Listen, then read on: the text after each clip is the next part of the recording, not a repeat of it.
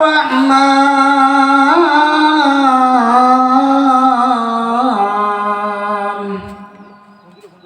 علم القرآن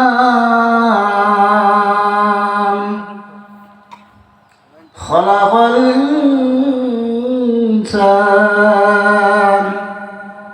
الرحمن আল্লাহ অতি দয়াবান, আল্লাহ অতি দয়াবান।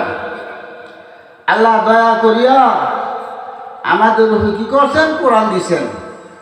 আমাদের জন্য কোরআন দিছেন, যে কোরআন হেদায়েতের বাণী। আল্লাহ এই ইনসানরা এই কোরআন দিছেন, হেদায়েতের বাণী দিছেন। যে কোরআন শুনলে ইনসান হেদায়েত পান। যে কোরআন শুনলে, যে কোরআন মানলে বান্দা কি পান? হেদায়েত পান। হযরত উমর রাদিয়াল্লাহু আনহু দরবার নিয়ে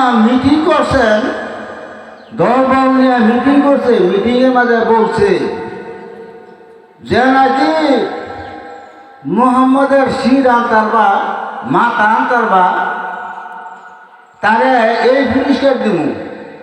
আবু জাইলাস সর্দার কি কইছে যে মুহাম্মদের মাথা যে আনতে পারবা, তারে এত পরিমাণ পুরস্কার দিব। তখন ওই হযরত উমর তরবারি নিয়ে দাঁড়াইছেন। যে আমি মুহাম্মদের মাথা আনবো। উমর কি আবু জাহলের দলে একজন সৈনিক, শক্তিশালী সৈনিক। এই আবু জাহলে দাঁড়ায় কি করে? আমি মুহাম্মদের মাথা আনতে পারবো। আবু জাহলে অর্ডার দিছে, যাও মুহাম্মদের মাথা নিয়ে আসো। তখন এই উমর কি আছে? তরবারি নিয়া হযরত মুহাম্মদ সাল্লাল্লাহু আলাইহি সাল্লামের মাথা আনার জন্য রওনা হইছেন। রাস্তায় যাইয়া এক ব্যক্তির লোকে দেখা। ওই ব্যক্তি বলতেছে, উমর তুমি কোথায় চলছ? উমর বলে, আমি মুহাম্মদের মাথা আনতে চলছি। উমর কি বলে? আমি মুহাম্মদের মাথা আনতাম রয়েছি। তো ওই ব্যক্তি উমরে বলে, হে উমর, তুমি মুহাম্মদের মাথা আনতে মেলা করছ, তুমি তোমার ঘরের খবর লইছ নি? তোমার ঘরের খবর লইছ? ঘরের খবর কি? উমরের রাগ হয়ে গেছে। ঘরের খবর কি? ওই ব্যক্তি বলে, তোমার বোন তোমার ভগ্নিপতি কালেমা পড়ে মুসলমান হয়ে গেছে। তুমি তোমার ঘরের খবর না লইয়া তুমি মুহাম্মদের মাথা আনতারণ হইছ। উমর ওই ব্যক্তির কাছ থেকে ওই কথা শুনে বোনের বাড়িতে গেছে। শরীরের মাঝে যে কত ক্রোধ, কত রাগ, এই রাগে বোনের বাড়িতে যাইয়া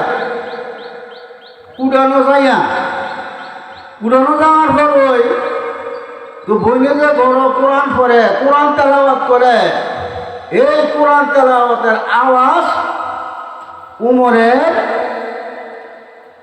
কানে লাগছে। দিলের মাঝে এই কোরআন তেলাওয়াতের আওয়াজে বাড়ি মারছে।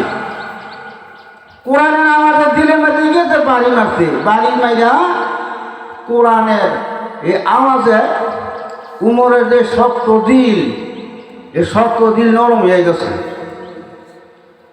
উমরের শক্ত দিল কি নরম হয়ে গেছে, কিন্তু তার শরীরের মধ্যে যে রাগ, এই রাগের বসতে বলিরে ডাক দিছে, বোন দরজা খোল। দরজা খুলছে। দরজা খোলার পর ঘরের ভিতরে ঢুইকা বোনের ভগ্নিপতিরে অনেক মারছে, অনেক মার দিছে বোনেরে। মারতে উমরের শরীরের মধ্যে ক্লান্ত আছে। তখন সে বৈশা চিন্তা করতেছে যে ছোটবেলা বাবা মারা গেছে পরে আমার বোনের কত আদর সোহাগ দিয়ে ফাললাম, এত আদরের বোন, এই আদরের বোনের এই মারগুলি মারলাম। মনের মাঝে মায়া আসছে। কারণ কি, এই যে কোরআনের আওয়াজ, কোরআন যে শুনছে, এই কোরআন শোনার, এই কোরআনের অ্যাকশন, কোরআনের অ্যাকশনে তার দিলের মাঝে কি এসে গেছে, মায়া এসে গেছে। তখন বোনের বলে, বোন, উড়ানো আসার পরে আমি কিসের একটা আওয়াজ শুনছি, এত মজা, এত স্বাদের আওয়াজ জীবনে কখনো আমি শুনি নাই। তখন বোন বলে যে ভাই, শুনছ যে এটা আল্লাহর ফাঁক কালামের আওয়াজ, তুমি শুনছ, আল্লাহর ফাঁক কালামের আওয়াজ শুনছ। আমি আল্লাহর ফাঁক কালাম এই ঘরে বসে তেলাওয়াত করছি, এই আওয়াজটা তোমার কানে গিয়ে লাগছে। তখন উমর বলে, বোন, এত স্বাদ কোরআনের তেলাওয়াত, এত স্বাদ লাগছে আমার কাছে, আমি এই দুনিয়া এত স্বাদের আওয়াজ কোনোদিন শুনি নাই।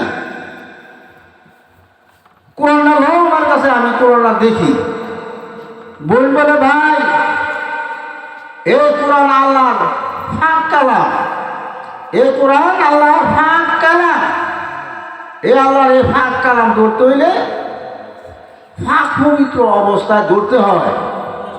তুমি তো ভাই অনেক অপবিত্র, তুমি অনেক কাফের, অপবিত্র। তুমি যদি কালেমা পড়া মুসলমান হও, ফাঁক হও, পবিত্র হও, তাইলে তোমার হাতে এই আল্লাহর এই ফাঁক কালাম, এই কোরআন নিতে পারবে তোমার হাতে। আর না হয়তো অপবিত্র অবস্থা তোমার হাতে এই কোরআন স্পর্শ করতে পারবে না, ধরতে পারবে না। উমর বোনকে বলে, বোন, এখন আমার কি করা, যা করা তুমি করো।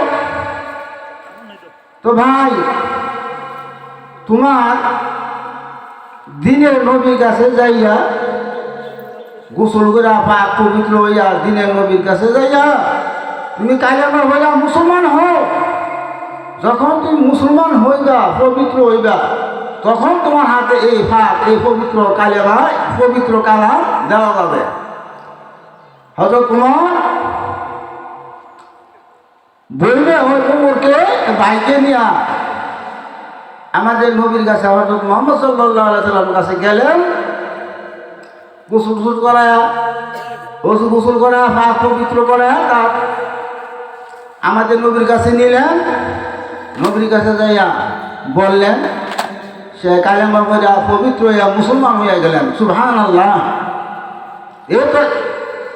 এত বড় ইসলামের দুশ্মন, এত বড় দুশ্মন ইসলামের, ইসলামের এত বড় শত্রু, সে হেদায়েত হইল কিসের কারণে? কোরআনের কারণে। এই কোরআনের আওয়াজ শোনার কারণে ওই কাফের কালেমা পড়া মুসলমান হয়ে গেছে। তো এই কোরআনের মাহফিল, আজকা এই কোরআনের মাহফিল, আমাদের দিল শক্ত হয়ে গেছে গুনাহ করতে করতে, অন্যায় করতে করতে, নাফরমানি করতে করতে আমাদের দিল শক্ত হয়ে গেছে।